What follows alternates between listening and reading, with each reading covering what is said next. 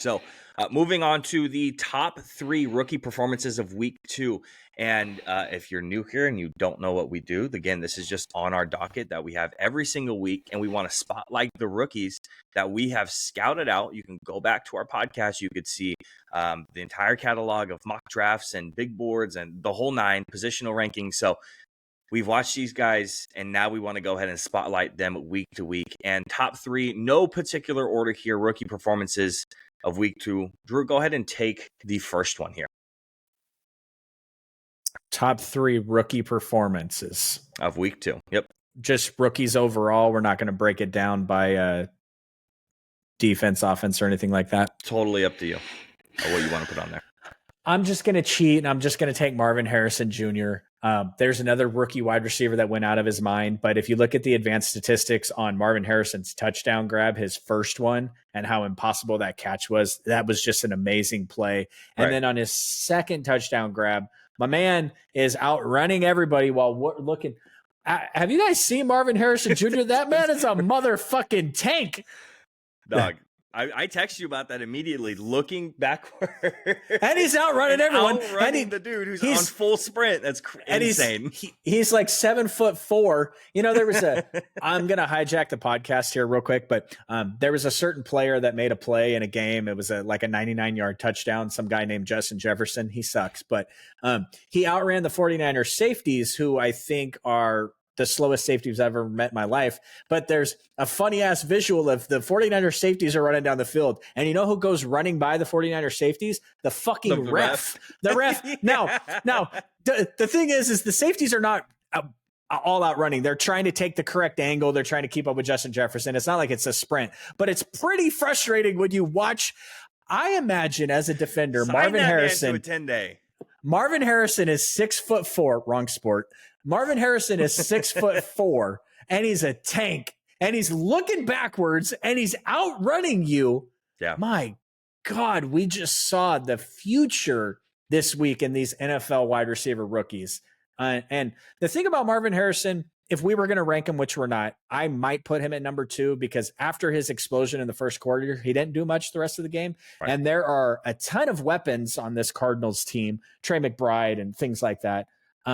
This other guy that you're probably going to bring up is literally the only ounce of talent on his entire team. Yep, and absolutely. He showed out on Sunday. So, yeah, Mr. Malik Neighbors, 10 receptions, 127 yards, and 1 touchdown. Yes. 17 targets. Yep. It was all over the place. It's funny because I felt like we saw a lot of lackluster offensive performances when it came to the rookies in week 1. And we even talked about Marvin Harrison Jr. and why is he not involved in the offense? And we broke that whole thing down. So you can go ahead and check that out, why he wasn't really involved in the game plan. But Malik Neighbors, 10 receptions again, 127 and a touchdown, with really, Daniel Jones throwing to him. And nobody else around there, right? Who's your 2? Wan'Dale Robinson?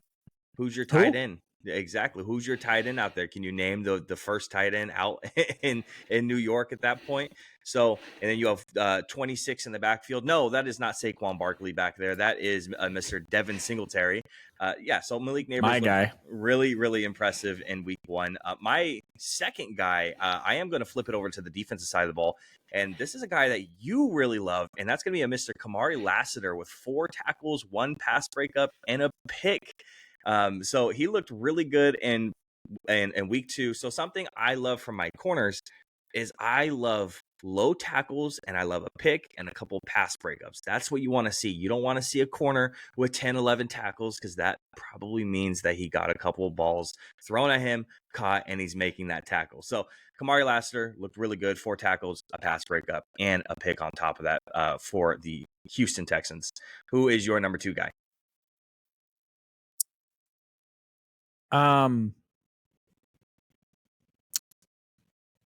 I'm going to continue to shout this man out because I just think, who do you think I'm going to say? Is it a certain person out of Las Vegas? It might be. He was on my honorable mentions, so I get it. I totally can understand it. Why is he an honorable mention? Like, why didn't you put him on the list? I put a certain quarterback on the list who got his first win. So today I'm at work and I got Devontae Adams in my fantasy team. And yes, I know nobody cares about my fantasy team, but I'm trying to trade away this dude like no tomorrow. I'm offering basically anything for him. And everyone's like, why are you trying to trade away Tay? Why are you trying to trade away Tay? I'm like, because Brock Bowers is the number one option on that team going forward. He is absolutely fantastic. I can't say enough about him. And I think, it's funny. Everybody made fun of the Raiders because they took him. And they're like, oh, you just took a tight end last year. This dude is not a tight end. He's a weapon. He's a weapon. Yep. 9 receptions. 9 targets. Yeah. 9 for 9. 9 receptions, 9 targets. Yep. 98 yards. Absolutely. No, I'm right there with you when it comes to Brock Bowers. We knew that Brock was going to be good. And yes, when it comes to them taking him, it was a little bit of a question mark. It was a lot of people, including I even had that question too, being like, why are you taking another tight end? But Brock Bowers is just that guy out there in Las Vegas. And you got dudes, Kyle Pitts, you ain't doing shit. No. Sam Laporta, you ain't doing shit. Mark Andrews, he ain't doing shit. Isaiah Likely, back down to earth. Travis Kelce, he ain't doing shit. Brock Bowers going to be the best tight end in the league this year, statistically. It wouldn't surprise me. It's very possible. Absolutely. My number. Oh, you go ahead and go actually with your number 3 guy if you want to go. Don't act like you know me. Don't be laughing just because I didn't even say the team or anything yet. You just started laughing at me. Hey, just started laughing at me. I put him on there because I was like, damn. And just for context, if you didn't watch last week's top rookie performances, Brock Bowers was also on Drew's top rookie performances. So him saying he's going to continuously shout him out, I laughed because I knew that he was on my list this week, and I knew that he was on his list last week. So go ahead with your number 3 guy if you have him locked and loaded. I'm just going to go, if you wouldn't mind saying his name for me so I don't embarrass myself, but there's a certain rookie tackle for the New Orleans Saints. Talisi Fuanga, who had to go up against a vaunted, like you say what you want about the Cowboys, but Micah Parsons and some of their defensive line is not. And he did not allow any pressures. Now, the Saints ran the piss out of the ball, and that's okay. But a 65.0 grade in the run and passing game for a rookie tackle going against Micah Parsons definitely deserves shout out to me. And frankly, there's a couple of these offensive linemen that have just been plug and play, just stick them in there and they're just rocking. I mean, it's going to be boring for me to bring up Joe Alt every week, but Joe Alt was just, is he a 5-year veteran at this point? He's just been out there at tackle for 5 years and they don't even have to worry about it. Now, again, the Panthers don't have a ton of talent, but still, these we highlighted the shit out of the rookies and the tackles in this upcoming draft. You and I did more in-depth knowledge on these rookies and tackles, and we talked about wide receivers and tackles, rookies. We talked about who we thought was going to be successful.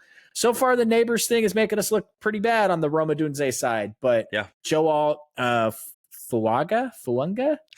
Yeah, there's a silent in there. Yeah, I'm just going to call him my guy Tal. He's just so far it's impressive because and that's back-to-back weeks for us again. Yeah, offensive line play just sucks so bad in the NFL to just see these rookies come in, because frankly, we need good offensive line play in the NFL because we want to see scoring.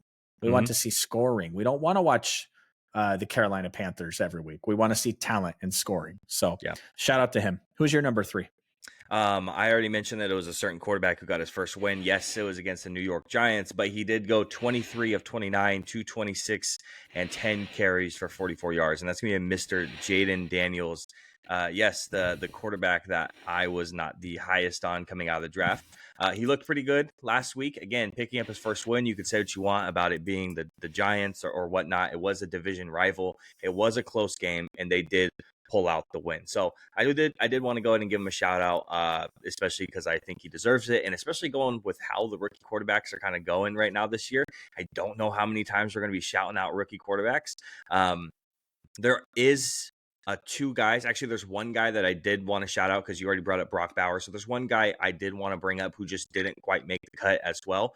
And it's a guy who I brought up last week on the defensive side of the ball, and that's Jared Verse, who didn't make the top three, 7 tackles and 3 tackles for a loss on top of that. So he looked pretty good as well. Didn't pick up a sack, but again, he's there getting the tackles for the loss, which is what I thought he was going to be good for in the run game. That's what Jared Verse is going to excel at. Last week, picking up his first sack, and then again, 3 tackles for loss this week. Was there anyone out of the rookies that you want to kind of shout out?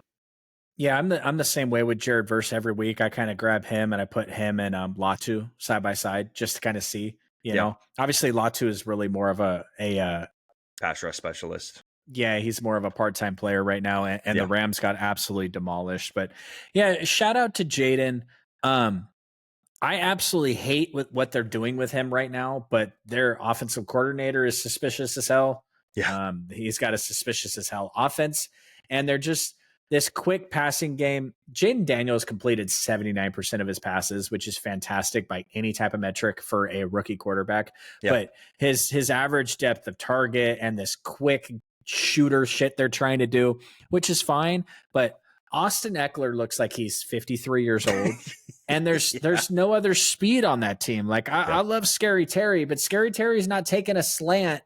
This is not the Odell Beckham. Like he's not taking a slant 80 yards to the house. He's just he doesn't have that in his bag. So hopefully they figure something out because Zach Ertz leading them in receiving yards is not going to lead them to very many wins this year. And I want to see Jaden be successful because I believe in him. So I'm right there with you when it comes to, even though coming out of the draft, I'm not the biggest Jaden Daniels fan.